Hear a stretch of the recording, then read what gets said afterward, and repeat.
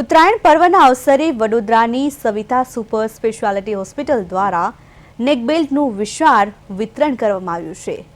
દર વર્ષે ઉત્તરાયણ દરમિયાન ચાઇનીઝ દોરાના કારણે ગળા કપાવવાના અનેક બનાવો સામે આવતા હોય છે। પતંગના દોરાથી થતી ગંભીર ઈજાઓ અને મોતના બનાવોને અટકાવવા માટે આ પહેલ હાથ ધરવામાં આવી છે। વડોદરાના પરિવાર 4 રસ્તા પાસે સવિતા હોસ્પિટલ દ્વારા વાહન ચાલકોને નેક બેલ્ટનું વિતરણ કરવામાં આવ્યું છે।